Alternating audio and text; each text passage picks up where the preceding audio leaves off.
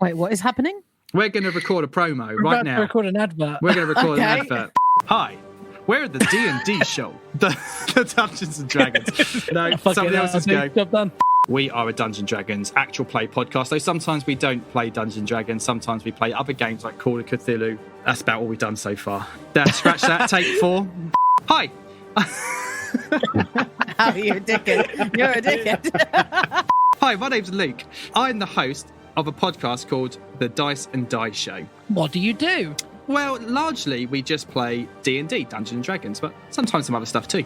We also talk shit for half an hour, talking about films, movies. They're the same as films, really. But yeah, we talk about we play Dungeons and Dragons. It's an actual play podcast. If that's your thing, then check us out. The Dice and Die Show, D&D show. Give us a listen. See what you think. Boom. That is one of the most sure I confusing can- promos I've ever heard in my entire life.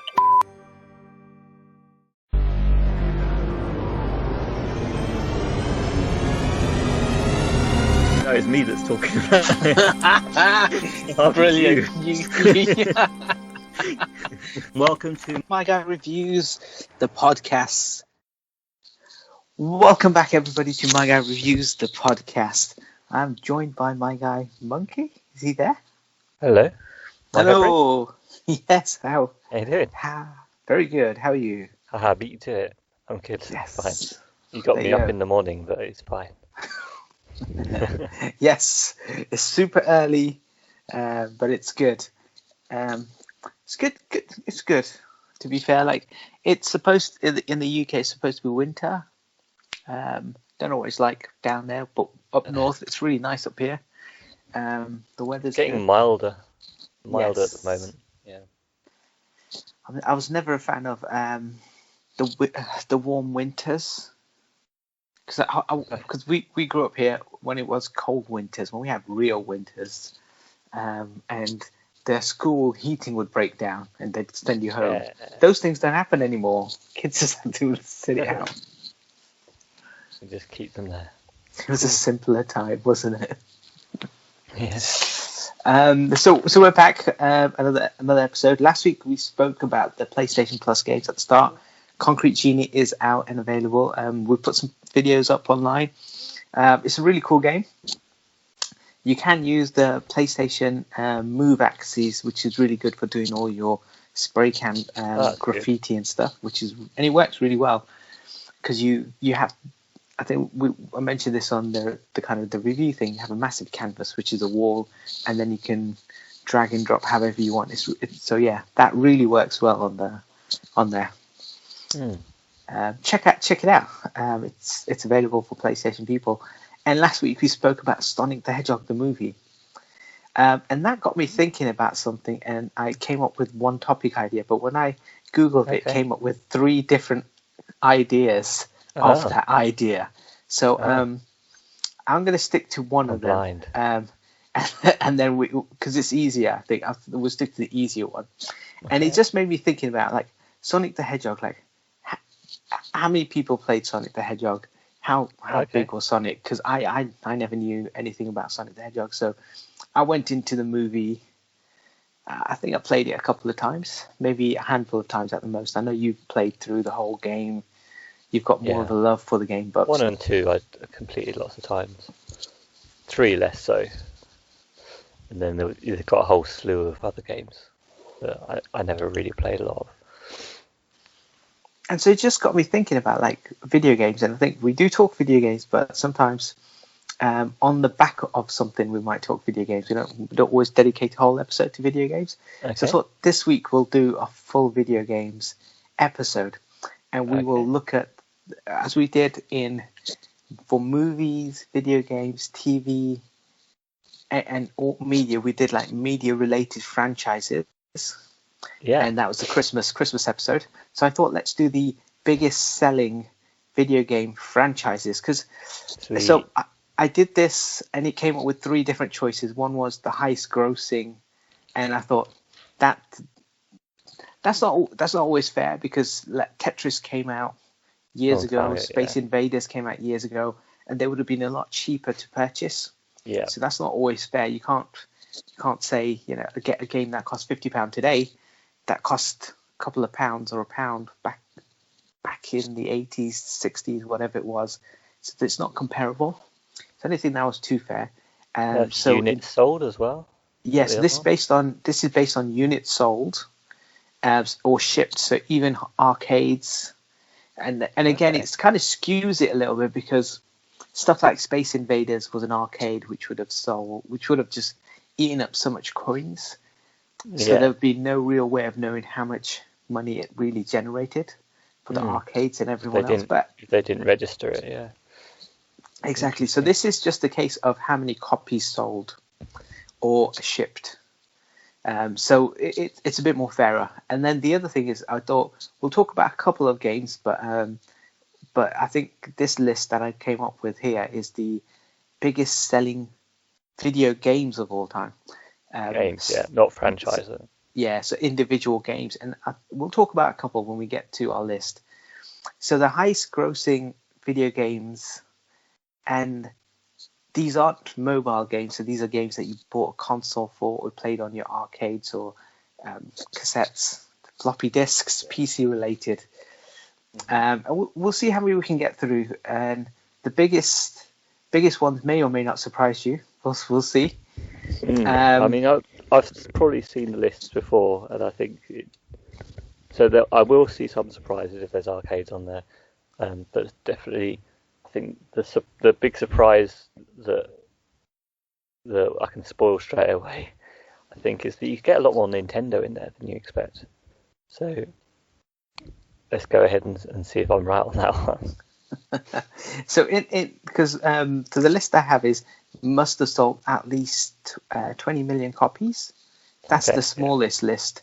So video game franchises that have sold at least 20 million, and then there's the next level of the next bracket. But I was surprised in a way, but SimCity was just in that 20 million bracket, because SimCity seems like a game that's been around for years, but maybe it's only PC heavy, and 20 million seems quite light, but then that could be right. Yeah, I mean, if you're thinking real Sims series in general, then that would be higher. But yeah, SimCity was a bit smaller, I think. It's got a few games, sequels, but as big as I remember playing it and loving it, but I think it's right to be low down because it wasn't really as big as it could have been. Not like The Sims itself.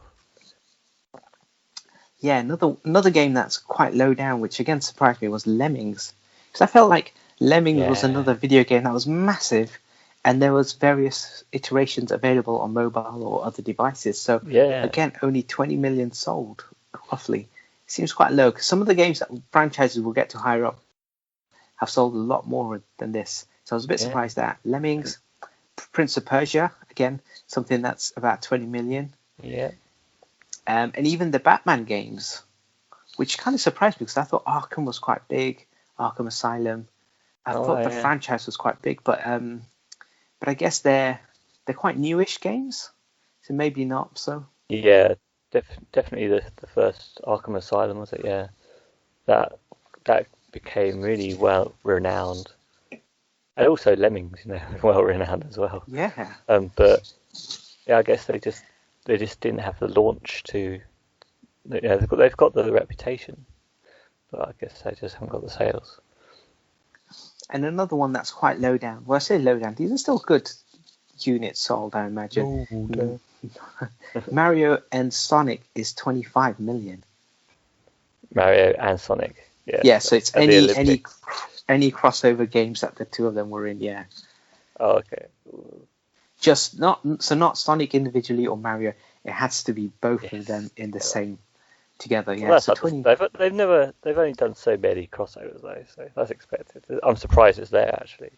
But then again, they are two big names, so they should really sell more games than that. You'd expect it to be higher. It depends on how many games they've actually been in together. So that might be actually quite good. But then again, like you say, because they are so iconic, should they be higher up on the list?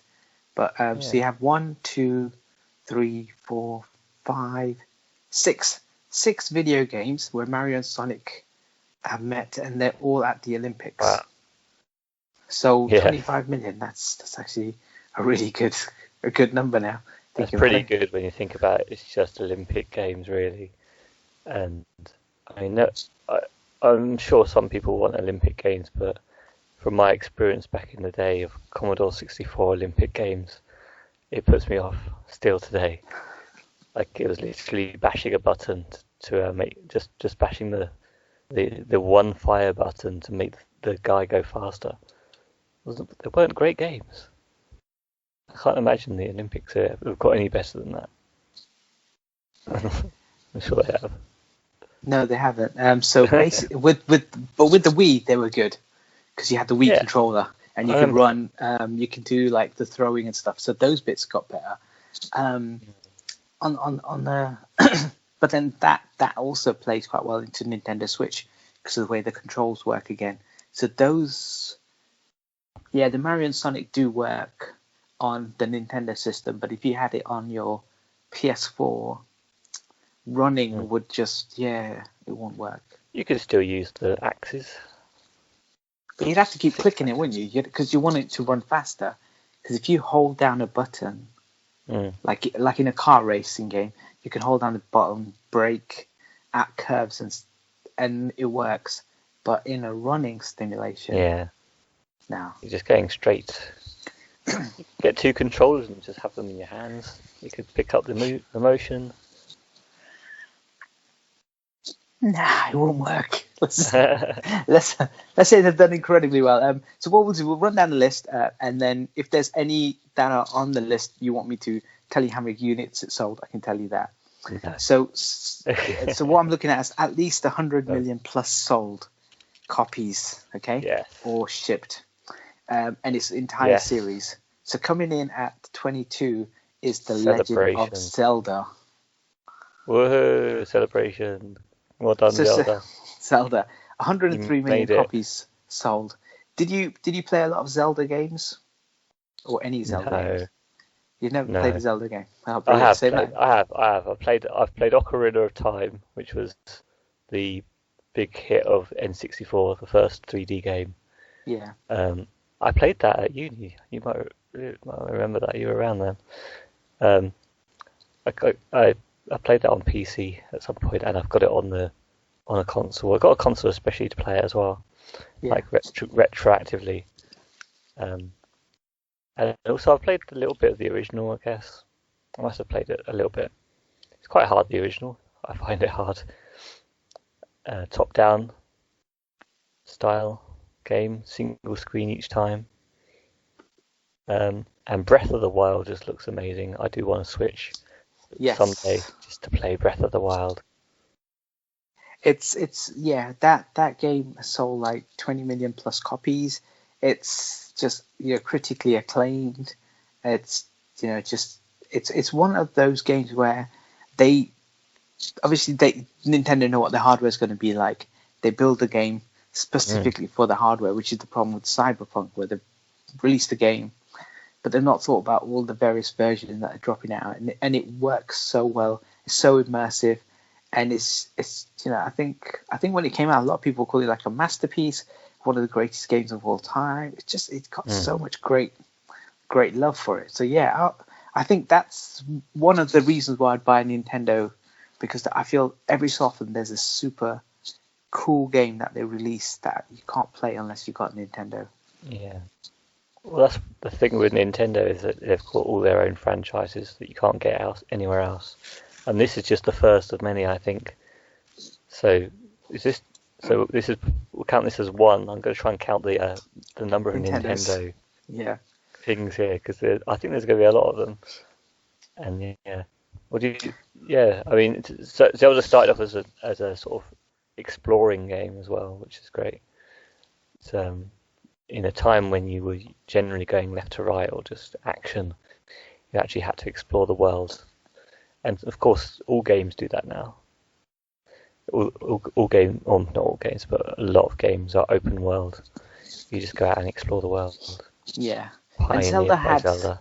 Not saying it started it, but it is one of the pioneers.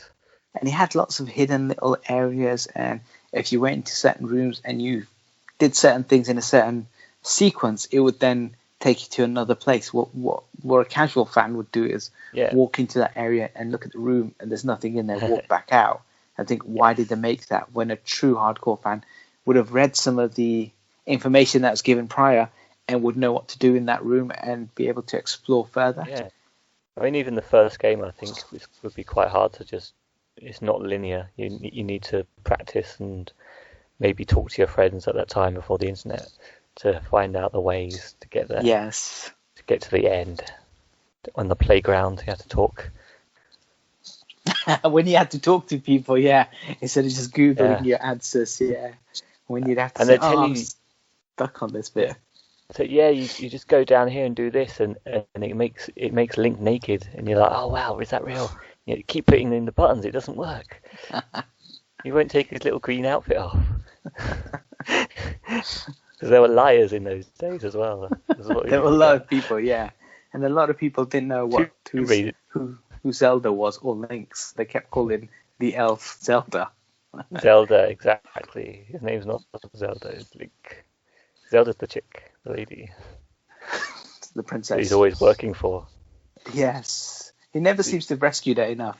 He's always trying to find her. He's not good at his job.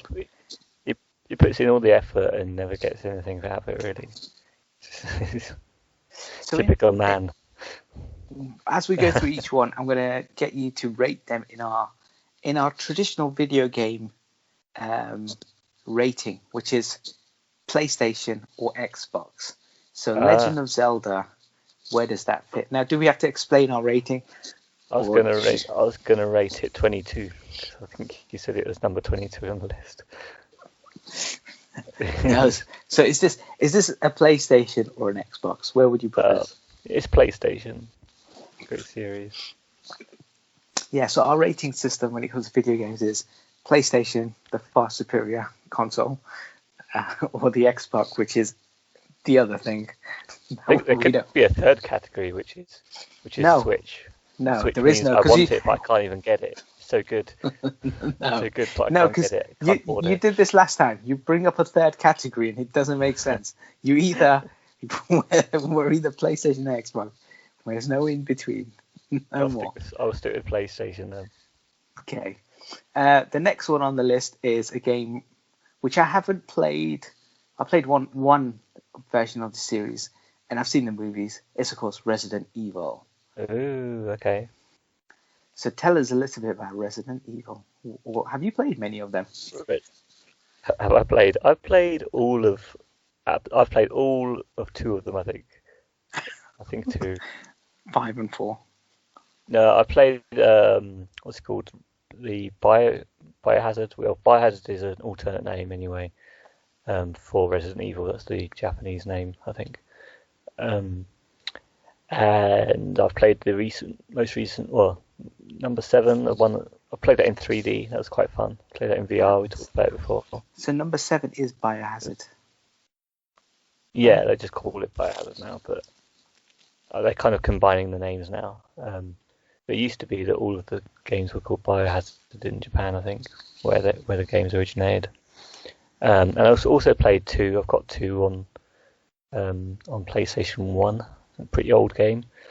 So I'd say it comes from the roots of being the really good 3D engine games, like back in the day, one of the earliest of the 3D engine games. Quite slow, but you're against zombies. You've got a gun, limited ammo, very limited everything. It's very resource based. You have to keep an eye on your bullets, and you've only got so many slots to hold stuff in, like the old days. And you get boxes where you can store your stuff, but then you have to get back to the right box to get your stuff out, which is why I didn't get very far in Resident Evil 2. It got too tricky with sort of just having to hold the right amount of stuff. But they're great atmospheric games. They're the absolute classic zombie games, thanks to their first couple of games. And their series has gone up and up and down again and up again since then. And of course, there's a new one coming out soon. I think it's Resident Evil Village. Yeah, that looks really good. I've seen the trailer. So it's apparently a big lady in it, which is the meme at the moment. Everyone's going on about this big lady. Not really into the meme at the moment. But there you go. I think I played Victorian one enemy. of them. I think one of them was on PlayStation Plus, Yeah. one of the remakes, and it's the one where you're in the house, and it's actually, and there was a demo of it on the PlayStation Store where you're in the house. Remake. Yeah, I'm sure it's on the PS4 because I wouldn't have played it on any other thing, and Okay. it looked like the old boxy PS1 kind of or PS2 kind of character. And then there was a demo that I played where you're in a house and you got to get a crowbar. But what happens is in that house, I think there was a zombie because I felt like I got attacked once. But most of it is really dark and it's quite dingy, and it always sounds like there's something there. The sound is really good. Like it used to, and then when you turn around, there's maybe nothing there, but there's scattering mice or something. And it was so good. Like that demo was so good, even though it's such a small, maybe you could walk in and out the house in a minute or two. But just if you're exploring, trying to find the crowbar and stuff, it was actually really good. It felt really scary. It's really good. That's good. I mean, the only thing I've got against the Resident Evil game is that it's the enemy of Silent Hill series, which I support. Oh, okay. Yeah. So if there was a team, I would be Team Silent Hill. But that's only because I guess Silent Hill is even more psychological horror stuff. Whereas Resident Evil is, it's good stuff. You've got good tension and things sometimes. But it's more about survival and sort of the physical zombies, mutants, whichever they're calling them. The virus, T-virus. T-virus, that's the one. Yeah. Yeah, Cool. I guess I imagine that this would be on the list somewhere because it comes on all consoles. So yeah, so seeing it on the list doesn't surprise me. So where does that fit on your console rating? Yeah, I'll give it a PlayStation. They're probably all going to be PlayStations at this rate. Hopefully. Well, the next one, we'll see. But it's not getting a Switch, though. This next one is one of my favorite game series of all time. So be kind. It's Pro Evolution Soccer. Xbox. It's a Sorry, what? what It's series? I missed it. Pro Evolution Soccer. It's all about football. Every year there's 2 football sims that come out, and I tend to buy both. It's just football, and this is the one that's far superior in gameplay, but they haven't got all of the official licensing for all of the football teams, the leagues, all the player names and stuff. So the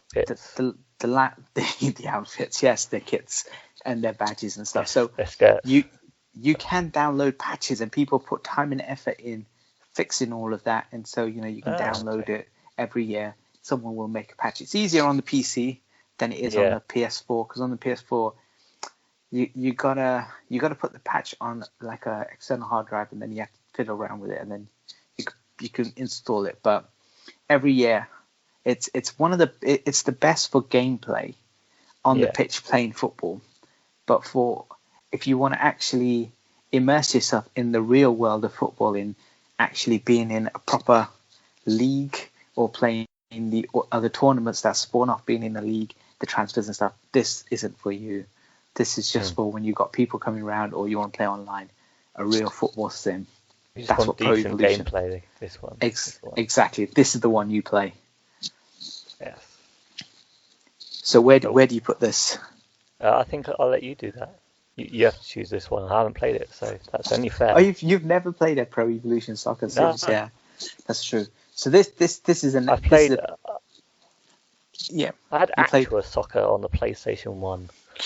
That was the same. That's how long it's been. I put this as a PlayStation. For me personally, it's great. Excellent. The next game series above this is Wii Sports. How good was Wii Sports? I can't remember. I think I have played it. Yeah, I've definitely played it. Yeah, it is fun. It uses the motion controls. I can't really remember much about it, but it was fun. Wii Sports was brilliant. It was one of the free games that came with your Nintendo Wii, and it had boxing, bowling, golf, tennis, and baseball. And loads of times I've gone to people's houses and they've got a Wii and it's a party or something, and they'll just be like, let's do some bowling or play a bit of tennis. And you could play 4-player tennis or you could play 4-player bowling. It was amazing. Cool. Yeah, that is a good really, point. really good. Good stuff. What about, I guess, Summer Sports counts as well? That was a good game. I remember that. So this franchise is just Wii Sports. Or Wii Resorts? Wii Sports Resorts? Yes, Wii Sports Resort. Yes. That's the one. That had that got to the next level of stuff. So you had like frisbees, archery, baseball, table tennis, golf, power cruising, canoeing, and then you had Wii Sports Club, which was more of the same. But yeah, even the boxing and I remember just loving it. Whenever you go somewhere and someone had a Wii and you'd be like, oh, let's play a bit of Wii. It was wicked. It was so much fun. Yeah, that's the whole thing of the Wii. There was some good party games. It works for the living room, having guests and things. So where do you put that one? Sounds like you've played it more than me. Where would you put it? It did. The novelty wears out. Okay. If you've got it in your house, I don't know how often you play it yourself, but when people are around, it's so much fun. So I'd say PlayStation 4. Yes, okay. Yes, PlayStation. Yes. Yes, well done. You got it. The next game series, Star Wars. Star Wars. Oh, it's a series, blimey. Yeah. That's like every single game. Yeah, every single Star Wars game ever. That's just crazy because Star Wars is one of those things that it's a franchise that just outlets its license to anyone. Yeah, it used to, yeah. It used to, and maybe it's a bit tighter now. I think it still does let it out to whoever wants to give it a go, different things. So yeah, there's just so many games. I think it made all sense average to good. After the movies came out. Yeah. George Lucas wanted to keep Star Wars in the public mind without having to make another movie or make books or comics himself. So what he did, he just licensed out properties and sell people. You can make stories so fans who love reading about Star Wars lore and they can get a kick out of that, comics for them, and then video games for people who want to feel like it's an immersive feeling of being part of the Star Wars story again. So I think he did the right thing to keep Star Wars relevant. Keep the buzz going. Yeah. Keep it going until his next pile of movies came out, bad ones. So I think it's the right move, but there are so many Star Wars games. I'm looking at the list. Yes. It's incredible I how think many. They're only in this because of how many there are. Because you think the volume. The main ones currently are the Battlefront games, and I think there would be. I don't know if they would scrape in or not, even into this list. Yeah, they're good, but they're the only ones that I can really call Star Wars games right now. Battlefront 2 on the PlayStation 2. Is it 3? Yeah. Yeah, 2. And now it's still a current game now on the PS4. Probably on PS5 by now. We also had Angry Birds Star Wars, a mobile game. So yeah, I think it's just sheer volume. But there may have been one or two good ones in there. It's really, definitely. If you've not played the entire series, it's hard to tell. But where do you put this? There was an N64 pod racer that was good, and also the arcade machine as well. Was where it was like vector graphics. You were flying around in space, which was pretty good for the 80s. I'm just going to give this an Xbox though, because I mean Battlefront is okay, and I know people that play it religiously still, but that's all there is to it. There's going to be a lot of hit and miss games, You can't just Yeah. pick up any Star Wars game and go, yes, this is going to be good. I think there's more misses than hits, yeah. Yeah. Or maybe, even if it's 50-50, when there's about a 50-game franchise and there's 25 bad, the chances of you picking a bad is very high. Compared to if there's only 4 and you say there's one bad game in there. Yeah, even if they're just below average, they're still below average. So Yeah. The next game series is one that I know you love and play a lot, which is, of course, Madden NFL. Yes. You know Your me so favourite. well. Madden. Should we just pass on this? You want to give it a rating and just move on? Baseball game? Did I get it right this time? Is it a baseball game? Still got it wrong. No, it's NFL, so it's National Football League. Oh, I don't. What's the football? I don't understand it. It's American, right? It's not really American football. It's American football, Madden. I know you've never played a Madden game in your life. I respect the series though. Okay. I don't play it, but I respect it. It's still around, and it's not FIFA. Oh, gosh. Yes. where do you put it though? I'm not interested in it. Where's the not interested file? No, it has to be one. On It has Xbox, to be then. Fine. Xbox. Sorry, I just don't play you. Sorry. Next one, selling 140 million copies, is a Blue Hedgehog, the franchise. Okay. Sonic the Hedgehog. Oh, Sonic. Oh, that Blue Hedgehog. Yes. The anticipation of what that was going to be. No. So what do we want to say about this one? So what do you want to say about Sonic that you haven't already said before? You love Sonic. Well, he The was first one invented and the second one. to take on Mario. Yes. Before that, they had Alex Kidd and I guess Wonder Boy maybe as well. And I guess he was a success in some ways. I mean, he's very much more the icon than he is the quality of games, and has been for a long time. I think first 3 games solid, but after that, they really, because they invented him for image. He's always going to be around for image. It doesn't really matter what's going on behind the scenes. Like, people will buy the games and they say, well, I have to like this game because I bought it and Sonic is cool. So I will play this game regardless of how annoying it is or how buggy it might be.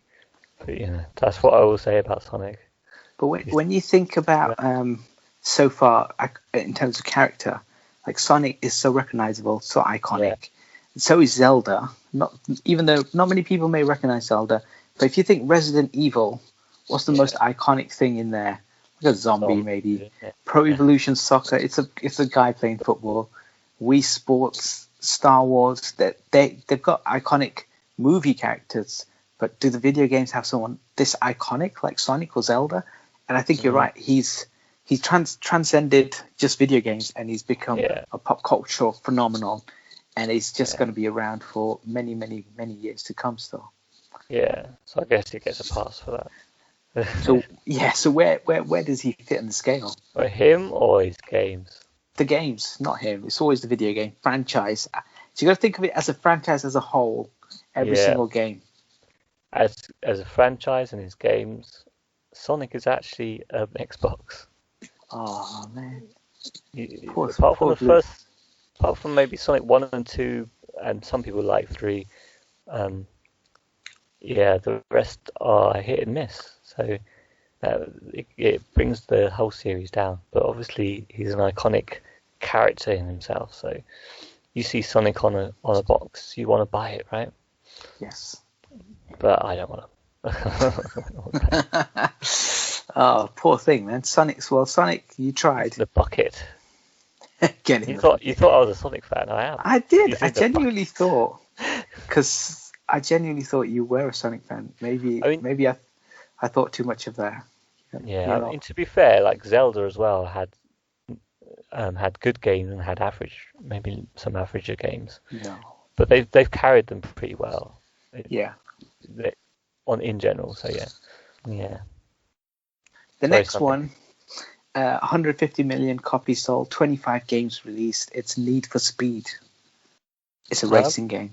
It is a racing game. I love racing games. I don't think I've really played the Need for Speed series though. Have you? I played, I think it's Hot Pursuit and Most Wanted. They're just Most driving Wanted. games. Yeah. Well, they're just driving games. They're somewhat open world games as well, aren't they?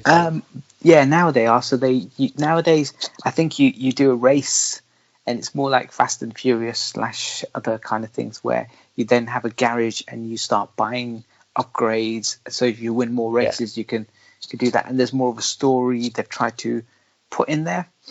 But before, it used to just be various tracks, and then you'd have various things. So you might have elimination type of round.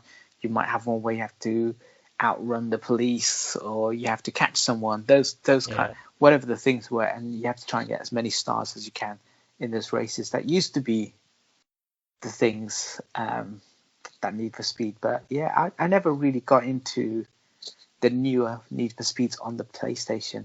I was never good at driving games. It's not my. I love driving games, but yeah, I haven't got into this one. I played more Midnight Club, which I guess if we haven't got enough numbers for Midnight Club to likely come up. I'm not sure. No.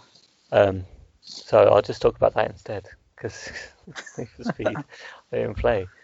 Because I'm a Rockstar Games fan. Midnight Club is one of the franchises, and yeah, it's similar open world stuff. Or they're all open world, and then they're races within those open world cities. So that's more my series. Even though I'm into racing games, I do like them. I don't like difficult racing games, and they could get quite difficult. So I would quite often get stuck in those games. And yeah, otherwise they're good games, good fun. So where would you put story. A racing game like Need for Speed? Like that. I guess there's a lot of people that will enjoy it. Yeah. It's your opinion. It's not everyone else's. My opinion. Well, I really like open worlds. I do love open worlds. I love city builds, virtual cities to drive around. I do love the driving, but sometimes they just make them too hard for me. So, let's give it a Xbox. Need to make it more accessible. That's another one that's gone down the bin. So this one is one. Gonna go down the bin. This is one of my favorite franchises again of all time, and it's of course the only racing game that I love is Mario Kart. Mario Kart, with 152 million copies sold, Mario Kart, and it spans only eight main games. And this is one you like, so you're going to talk about. I love Mario Kart. Yeah, I love Mario Kart. I think Mario Kart was great. I think one of the first ones was where I really found people were smart and people call them cheaters, was when you did this rainbow circuit and people knew exactly where to jump off, and they could just pretty much cut half of the track and then be at the lead. But what was great about Mario Kart is the power-ups, and they all varied and they were all quite cool. Some of them pointless, some of them absolutely useless, but they were all good. They were all quite fun. Like you'd always catch one of the spinning boxes and you'd be like, what did I get? Yeah. So you wouldn't get the really good one when you're first. You'd always get the best one towards the end. And sometimes what you might be doing is you're leading, and this is so frustrating about Mario Kart, but it adds to the fun. You're leading, there's less than a lap to go, and someone behind you picks up a couple of power-ups, and one of the red shells hits you, and then someone zaps you, and or then someone blue shell, even worse. and whatever it is, chases first place. So that was the great thing about Mario Kart, that really leading the race was nothing. There wasn't anything spectacular. It was who wins the race. I mean, to be fair, I was quite good at it. I would win quite consistently. But yeah, it kept everything. It was never about winning. It was always about keeping everyone together and competing. And they also had the bungee physics. Is that what they call it? Elastic band physics, where who was ever in the lead would be slowed down a bit as well. Whoever's in the back gets to go a bit faster. It tries to squeeze all you all the players together, and then they've got the power-ups as well, which means that if anyone gets far behind, they get the bullet, and they just turn into a bullet and go and just go flying without any competition at all, just straight through back into like third. But it was good because it's a casual game, but it's also fun for play online, play with the family, play with if you're playing with people, and it wasn't a serious kind of racing game. So it didn't matter if you were really good at racing or not, because of what you just explained there. Doesn't matter how fast or far that person was getting ahead, there's always a chance for someone who's second, third, fourth to catch up. They couldn't get that much further ahead, and that was what really added to it. And I remember if you're sometimes being second or third in the last lap is better than being first, because you get the power-ups that slows that person down, which is always good. So you've always got that chance. And it used to have little mini games, and the Nintendo Wii version did, and the Game Boy Advance version did. And I love this game. It's one of the best. It's a really good party game. I think I played mostly the Wii version. There was Mario Kart 8 as well, which I didn't play as much. And there was ones before it, of course, as well. But yeah, Mario Kart Wii is definitely a big game for me. Good one. And shout out to GTA 5 online races. There is a catch-up thing you can turn on so that people will get a little bit squeezed together as well. Oh, cool. Just so you know. Makes it a bit easier for newer players to stay in the race.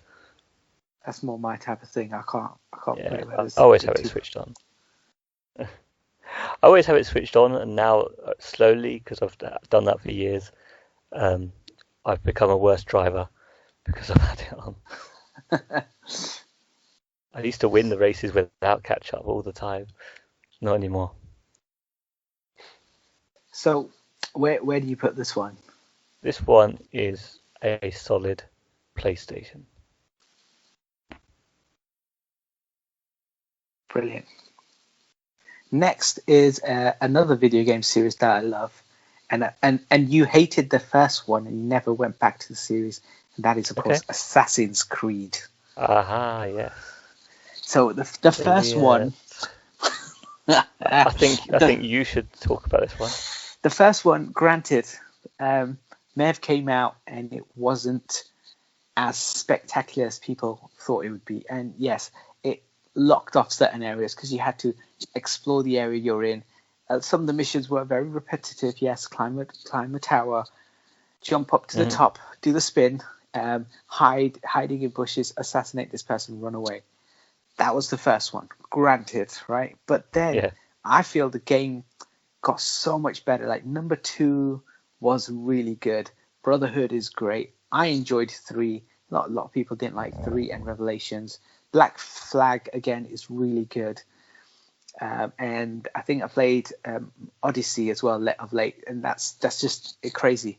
It's just there's so much to do. It's open world up now, and I love that Assassin's Creed. Like not the future stuff. You're put into the character, and you're an assassin, and you're of that time, and you run around, and you hide, and you do assassinations, and you start fights and stuff. Yeah, I loved it. It's still one of my faves.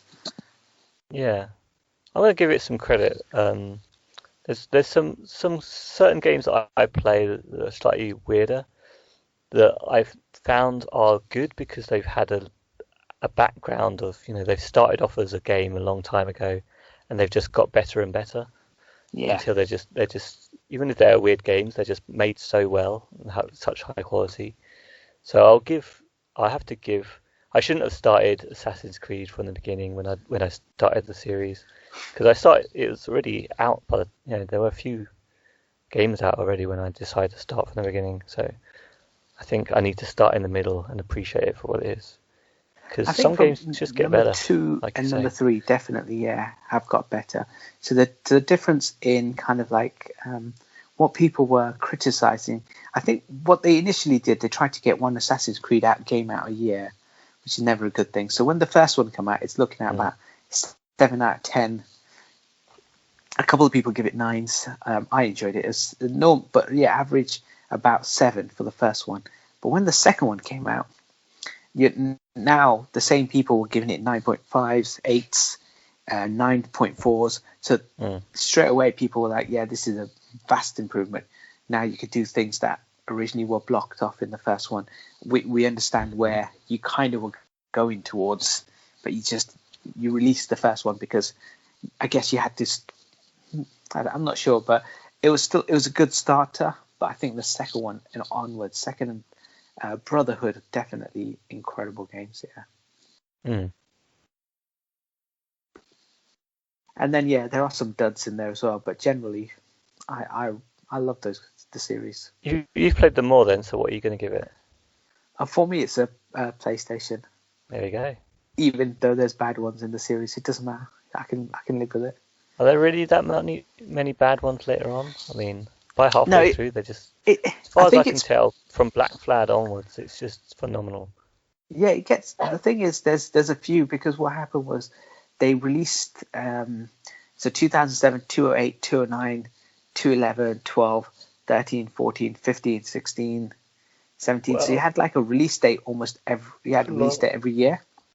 So that's the problem. So when you come to and therefore, the quality of the games kind of suffered a little bit, but they've got better now. Yeah, I think now they, spacing them out a couple of years in between games, it's much better. You build more anticipation that way as well. Of course, people say, "Oh, this is a good game," rather than, "Oh, this is just another release for this year." Yeah, it's just a new shiny version this year. Yeah. But yeah, I love it, so I'd definitely recommend it. PlayStation. Next is a series I've never played, but I've seen the movie, Final Fantasy. Okay. Final Fantasy. I have never played it either. Brilliant. So where do you put it? I played Phantasy Star. That's close enough. Close enough. I don't know. Where can I put it? I haven't played it, so I don't think it's really fair to judge it. Rate it and let's move on. That's what I say. Even if you've never played it, yes, give it a rating. Well, there's just so many of them. I want to play maybe number 7 on the original PlayStation, but there's just too many of them. So even though there might be a lot of Final Fantasy lovers out there, if you're into the series, wow, you've got a lot of good games to keep playing, and good for you. But there's just so many of them, it's hard to get into from the outside, so it's getting an Xbox, I'm afraid. So that's an Xbox. Okay, cool. Moved on quick. Next is a video game which is called Minecraft. Which I know you played. Yeah, I played Minecraft. And this is a good one in the fact that it's pretty much a standalone game. It's not really a series. There are some offshoots now, but this one is actually in this category for one game alone. Yes. Which is impressive. So this is, if anyone hasn't heard of Minecraft, who hasn't heard of Minecraft, right? But I've heard of it. I've never played it. If you haven't played a video game before, then maybe not.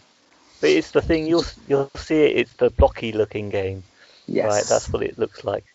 But the reason it's blocky is because it's a building game, and every block of the world you can destroy. You can turn into other blocks. You can then build things. You can rebuild the terrain.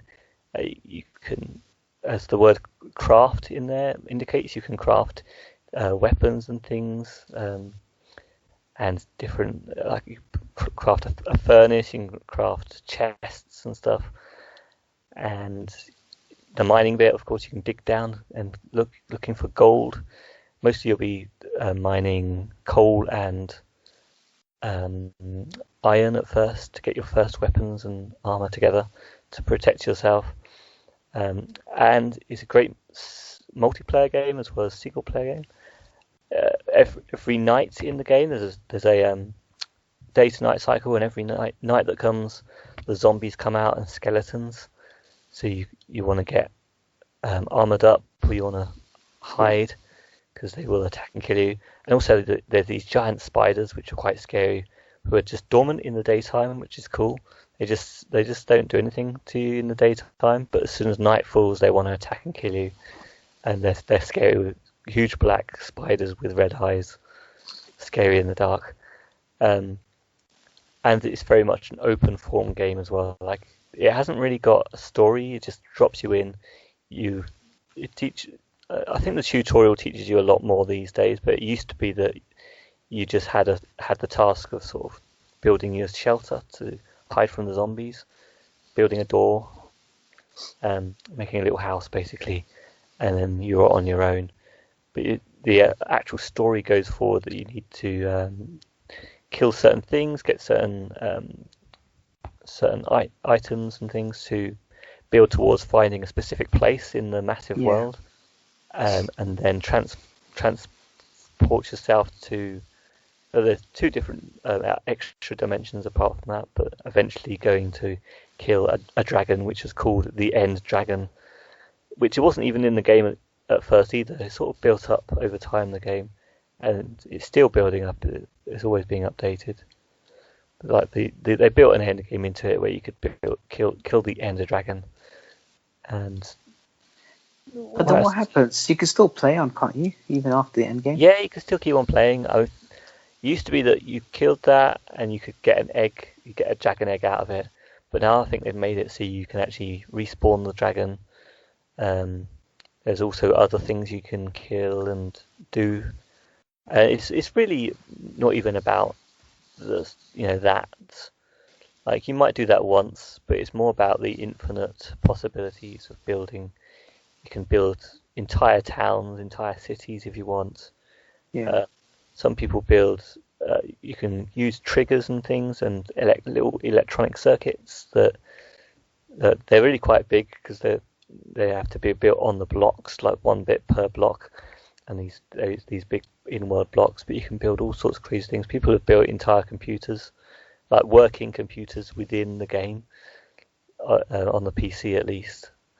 On the PS4, they've got bigger worlds now, but it used to be that the PlayStation console, when they first brought it to console, was a bit smaller world, I think, compared to what you could do on PC now. And PC also, you can do commands, type it and stuff to sort of cheat. It's a whole different thing. And also in all the versions, you've got creative mode and survival mode and different modes as well. Yeah. So you can, in this creative mode, you can just fly around, can't die, just build using any blocks you want, so you don't have to collect all the stuff. And that's where most people would have built electronic stuff. And I think I built like a little library with like a hidden room, like with a trigger. So you had to figure out how to trigger the room to open, and you can do things like that. And you haven't played the game, I guess. I haven't played the game. I played Borderlands 2, where I get the skin for my character Head to become blocky. That's as much as I played. And then I played the game with his block head. that's all I know. I haven't really played it. I know. I'm guessing there'll be a PS5 version and Xbox whatever version at some point, which will be quite cool. And if it ever comes free on PlayStation Plus, then I will play it. Yeah, multiplayer is really good on it as well. And I remember people quite often used to play, what's it called? What's that film series called? Catching Fire and all that. Oh yeah, Hunger Games. Hunger Games, yeah. That people would be like, I am doing a Hunger Games level. So basically, people would come in and they'd have it all set up. So you've got weapons here and there. You'd have to run for the weapons. Oh, try did and survive. You? People can do that, yeah. So That's Hunger incredible. Games was a big thing when the films were new. It's been a few years now, so they probably call it something else now. Game of Thrones? I don't know what they call it now. Wow. But yeah, that was good fun. I mean, it's a kids incredible. thing, you know. Yeah. But kids love it. I used to To play be a lot fair, with my nephews. I think I'd be interested in something like that. I didn't realize someone could build tournaments in there and people could play online like that. Yeah, Wow, I mean, that's incredible. Yeah, it's like a little people do that and you can build anything you want, like I said, yeah. So I remember playing with my nephews a lot. They'd make a world, and I'd go and join their world. I'd build my own little house. I'd be all pleased with it, and then they just come and blow it up. Multiplayer is about for kids because they have no care about what you build. Nothing has to be forever when it comes to kids. No. Whereas I would spend maybe months or years building up a level, they just blow it up, blow everything up, dynamite it all. Love it. That's amazing. Yeah. So Minecraft as a game itself, it's huge because, like you said, it's one main series. Where do you put it? PlayStation. Oh, amazing. Switch. So based on Minecraft, where you've got the sandbox, another sandbox game is The Sims, which is again 200 million copies sold. That's next up. Sims is next up, but it's got so many different versions. So it's Sims 2, Sims 3, Sims 4, and then online versions, consoles and handheld. How many have you played? I have played technically 4 games. I've played Sims 1, Sims 2. I played Sims the Herbs, which was a PlayStation 2 exclusive, I think, maybe. And it was Xbox as well, I think. And I've played Sims 4. How about yourself? None of them. None at all. I know we got one free, but I never got around to playing Sims because it feels like a game I would spend too much time playing and investing in when I feel like there are other good games that people keep giving me to play. So for me personally, it's a game I always wanted to play. And I knew so many people were into Sims when it first came out. I think I missed the boat when it first came out. Yeah. And then obviously those versions 2, 3, 4 came out, and it's available on the PS4 now. And it's just getting my head around playing an infinite game almost that I could just play for as long as I wanted. It's such an original idea at first as well. Yeah. But now it's kind of like it is what it is now. Like other people have done games like it, but it's just sort of holding on to the name now. And I feel like Sims 4 is a bit like, even though that's the one that would be available to us on PS4 and PS5, I do have this on PS4, but it's got some things missing. It's kind of it feels like it's trying to sell you extra items all the time.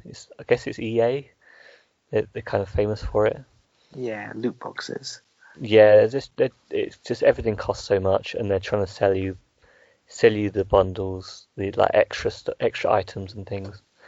And although like that's something that sort of started even early on, they started doing expansion packs.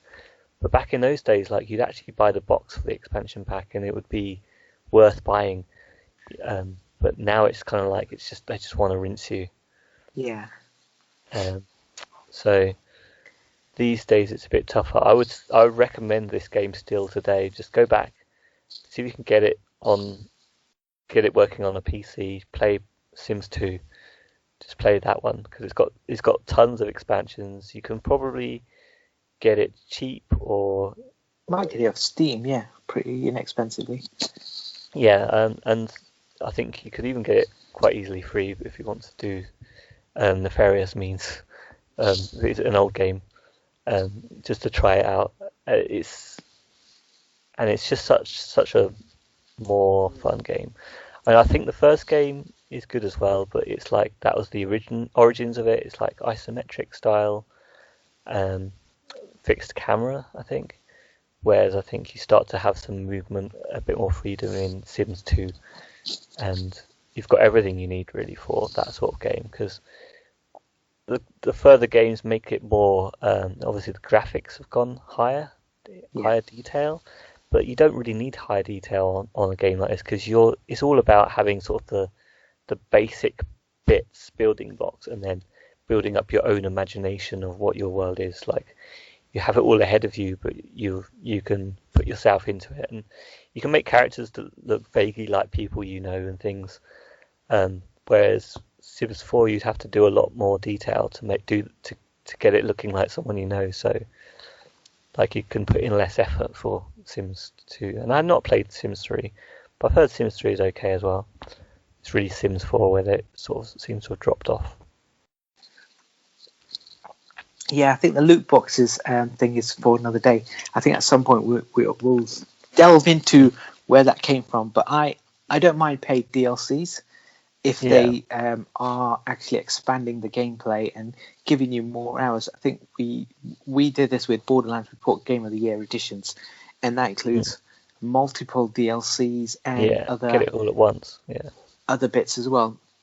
I don't mind paying extra, like Bloodborne's got one, Old Hunters thing, but that's another massive campaign. I think we talked previously about the Undead campaign as well. Like it's a standalone, but it's got enough hours of gameplay where you don't feel cheated.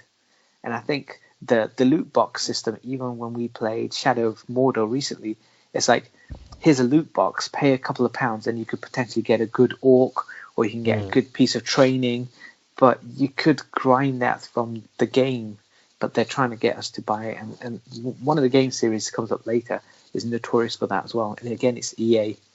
So where does Sims sit in on your kind of... Remember, there's 4 main series, so you choose. Are there more hits than misses? I'm basing it off of the first 2. And yes, even factoring in the fact there's this 4th one, which is...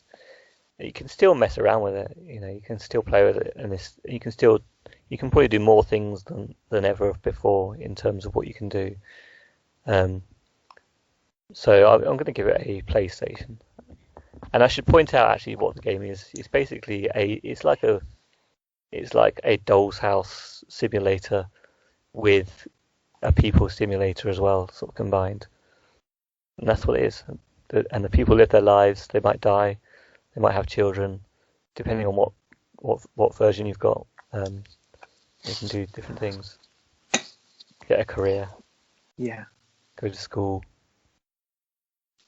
Hours of fun. Or you can drown them in the It pool. is good. Classic. Yeah, because you can, once they're older, you can get them to have a job, have relationships, build a house. I've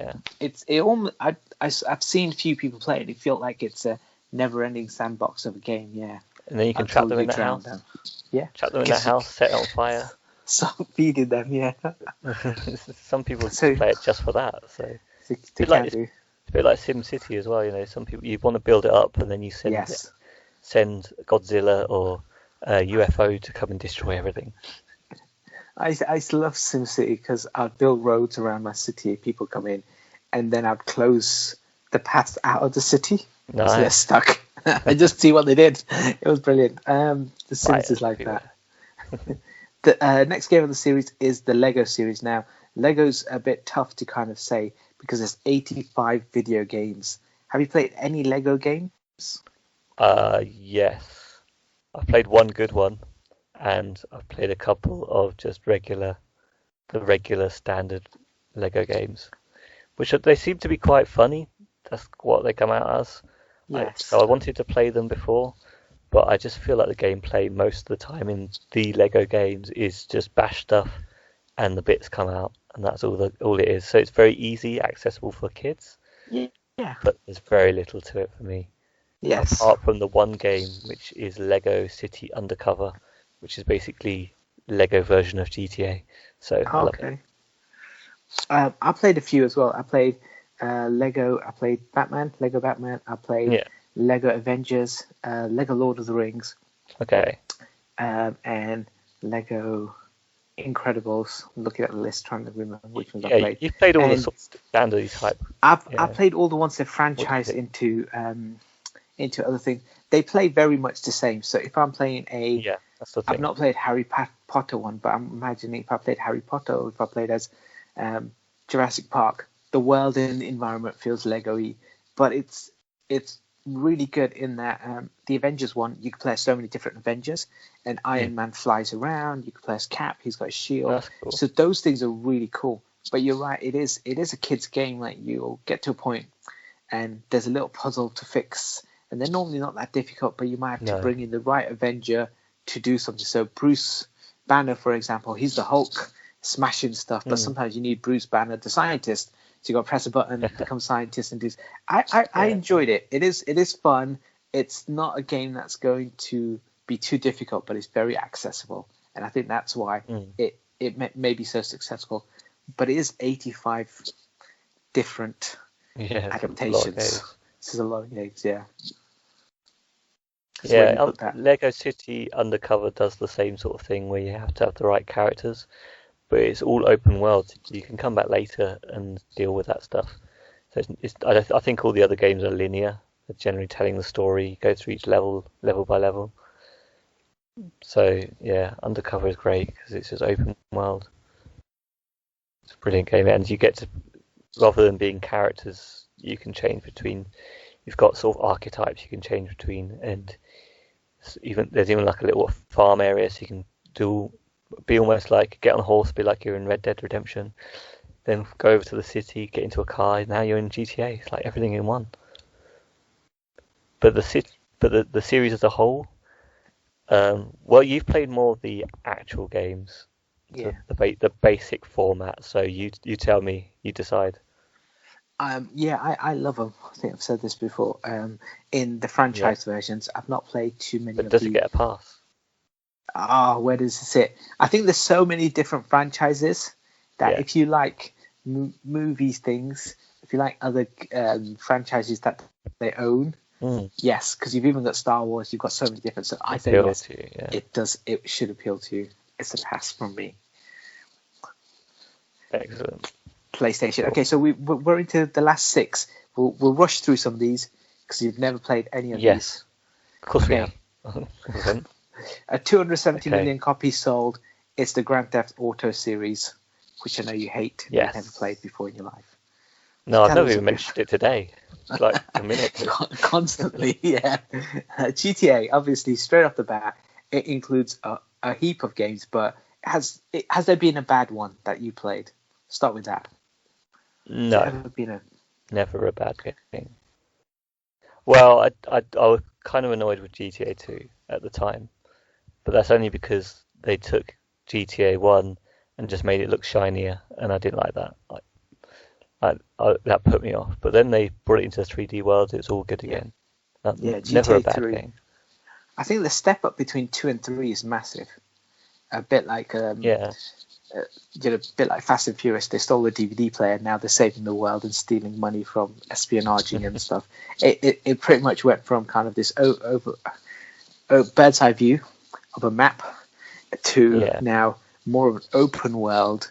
Well, it was open world before, but now you're stealing cars and it's the 3D element. I got into GTA 4. I think we mentioned this before many times on the series, and I got stuck. But GTA 5, I played from the start to finish, and I loved it. And so I'm converted because of GTA 5 to become a GTA fan. You actually finished it? Wow. GTA 5 I did, yeah. Play that to the end. That's pretty impressive. I suppose it is a bit accessible. Yeah, because the checkpoints were a lot more easier. Yeah. So when you died, you didn't have to go back and steal the car and start the whole mission again. You kind of went from halfway into the mission. So if you died leaving the bank job, I'd always start back at the bank job, which was easier, I felt, because then I just have to come out of the back. If that was the scenario, it's less frustrating because you just want to get back to the bit that you found hard and just conquer that one bit. You don't want to have to redo the drive there. That's where the frustration comes in. Yes, exactly. But the series as a whole has just been amazing. It has, yeah, definitely. I have to say, I think from 5 onwards, I love it. Well, there's no 6. Online is starting to get a bit old now. They've kind of OP'd everything with the silly bikes with rocket launchers. Yeah. I guess at the same time, if you've been playing the game a long time and you've been doing everything that's come out, then you're going to have those things. So you're going to be finding it a blast. But yeah, the series as a whole is a PlayStation. Yeah. Brilliant. Well, Okay, we'll talk about the series properly some other time. Yeah. We'll get into that proper. The next one is a series that I know you love and you talk about a lot.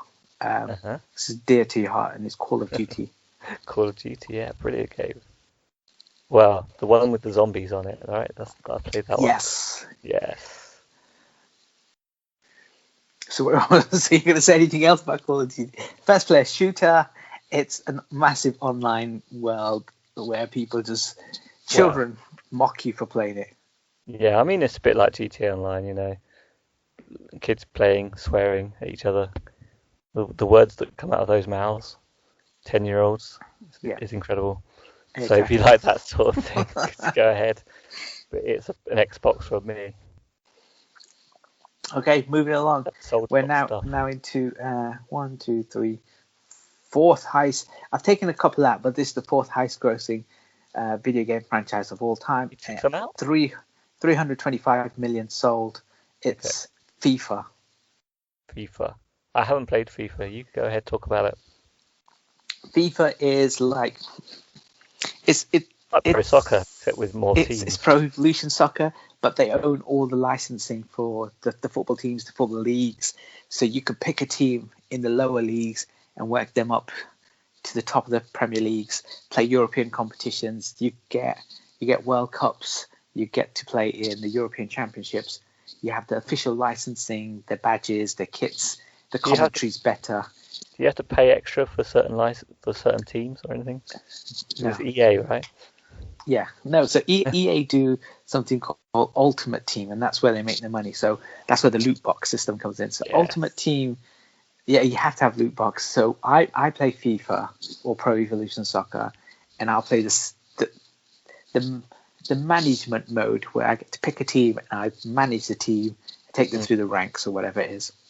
Then there's you could play online games with people, which is fun as well, like with your friends and stuff. Then you have this ultimate team mode, and Pro Evolution Soccer's got it's called My Club, and that's the loot box thing. This is the one that makes them their money, and this is one they always chuck more and more money on. So every year you buy packs of cards, you open these cards like sticker cards from back in the day, and you would get a good player, like a gold, bronze, silver kind of players, and they make the packs so notoriously weighted in a way that you tend to get more of the other cards than the the best cards that you want. So they like to spend. That's normal for card games like that. Collecting things. And I think one of the European countries banned FIFA because they felt like it was a form of gambling.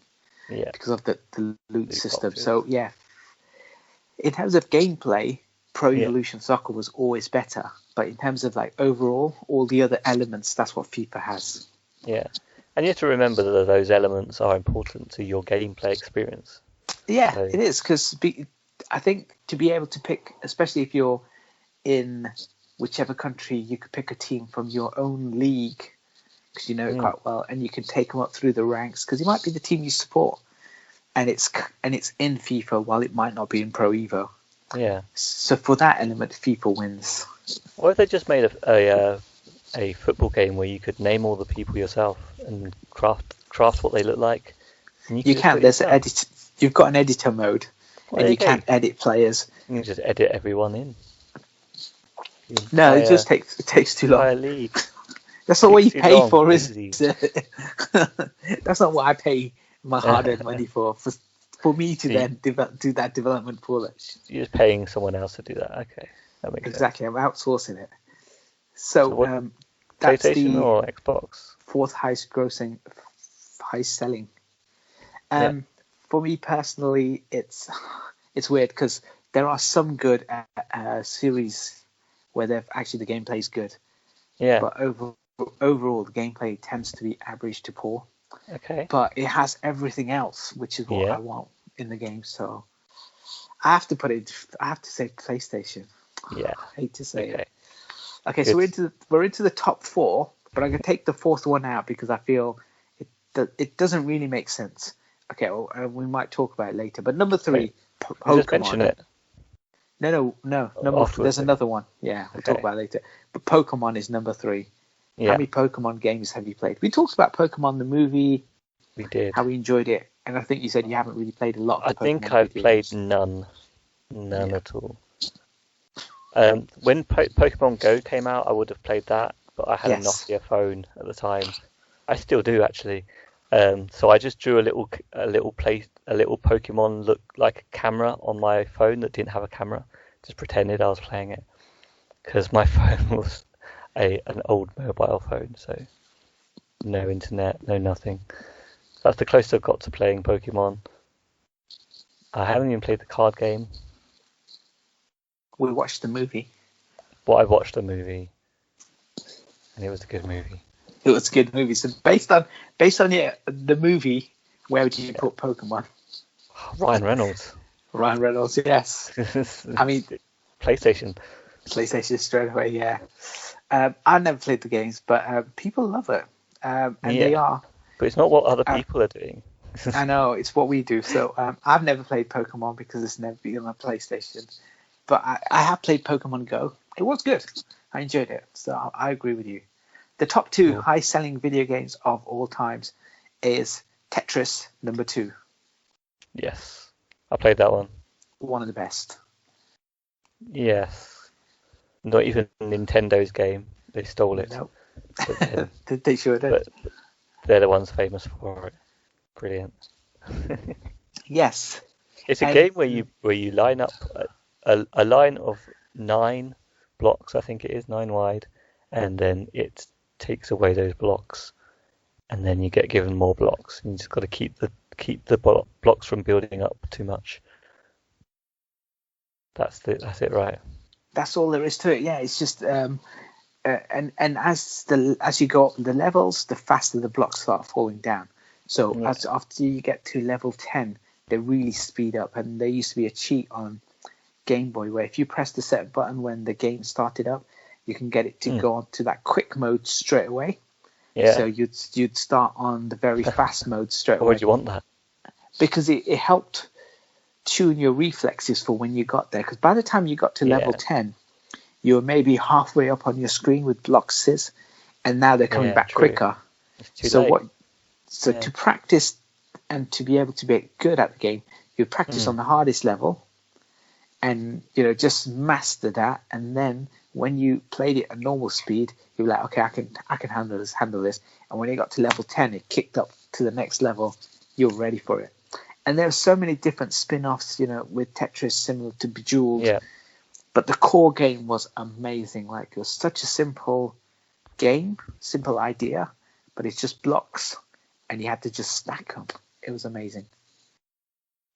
Where do you put it? Yeah, I'd give this PlayStation. And then the biggest selling video game franchise of all time is a plumber. Yes. It's Mario. And that's encompassing all Mario. So that includes Super Mario, Mario Smash Brothers, Mario Sports, or whatever Mario games there are. Everything is New Super Mario. Yes, everything. Everything, so including Mario Kart. Yes, includes it as Mario includes Mario Kart, Mario Sports. That's Sonic, right? And what they reckon is the 4th highest grossing, biggest selling franchise of all time is just Super Mario at 348 copies sold. But then they put Mario at the top, which is Mario includes Super Mario, Mario Kart. So I just thought let's skip that. So Mario as a whole, I'm a fan. I love Mario. But where do you stand with Mario? Good games. There's a thing called New Super Mario, which I got stuck in really early on. That annoys me, and that's tarnished the whole several decades of games just because of that one game. Apart from that, they're amazing games. They are great games. It's Mario 64. I've played plenty of that. Yeah, that was amazing. That was a good game. Another good early 3D game, successful one. And I've Super played Mario the Brothers 3. Did you play that? There was one where you had a tail and I you don't could know. fly. No, I really didn't have Mario early on, so I did get a Super Nintendo with what's it called, the the collection of 3 Mario games on it. There's a name for it, but I did get that just to play Mario, but I really only just played the first. I might have played the second one as well, but it was the first one I was interested in playing, the classic. And I haven't completed it. I know people that can complete it in whatever, half an hour, I don't know, however long it takes. They can just complete it any time they want, but I haven't managed to get that skill together yet. So it's worth pursuing still. And there's some been of Mario my favourites. Sunshine, that looked good. Mario Sunshine. Galaxy. Yeah. There's all sorts going on, yeah.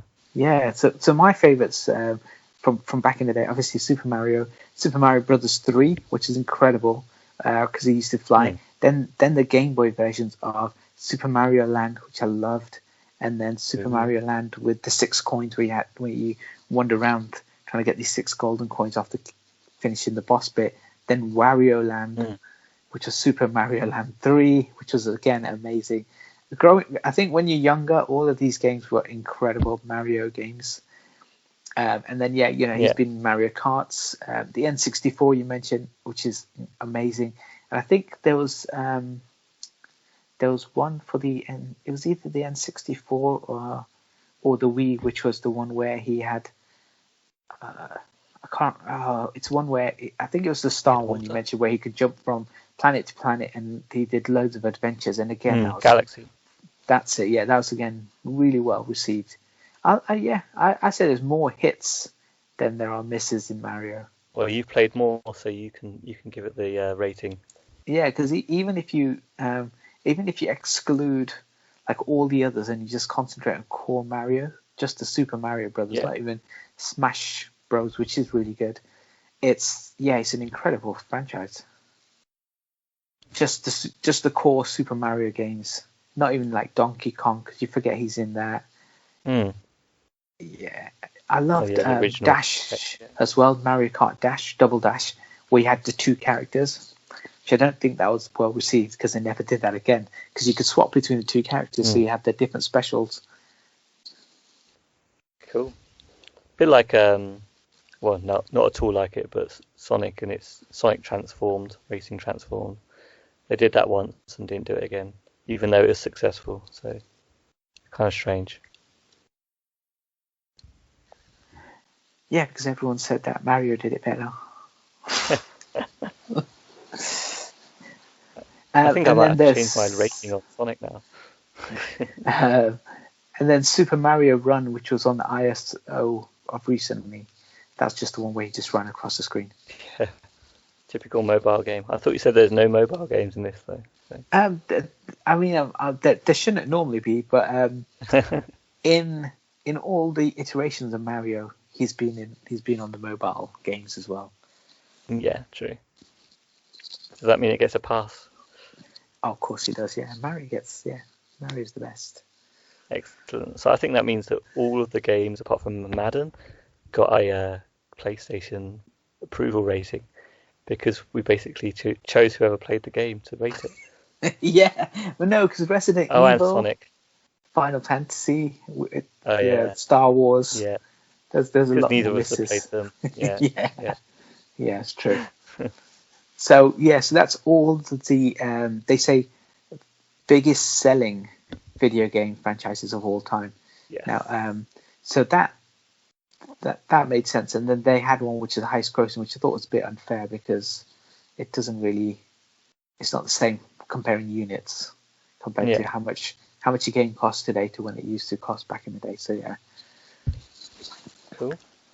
So that's our episode. How can they contact us? How can they contact us? The description below. That's it. Twitter. We're on Twitter. We're on Instagram. We've got a YouTube channel. We've got an email address, Gmail. Check us out at any of those places. Contact us. Comment, like, subscribe, all that stuff. We appreciate it. Brilliant. Yes, and tell a friend, subscribe for that friend, and send them a present, and send them this free podcast. Amazing. We're still running some ads at the start and end because we're doing cross promotion with some people. I think the Dungeons Dragons People's podcast is on right now. So have a listen to that if you're into Dungeons and Dragons as well and role playing stuff. It's a really cool podcast. And thanks for listening. Cool. Cheerio. Bye.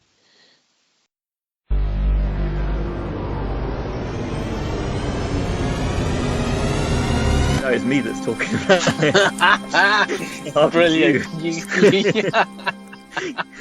My guy reviews the podcasts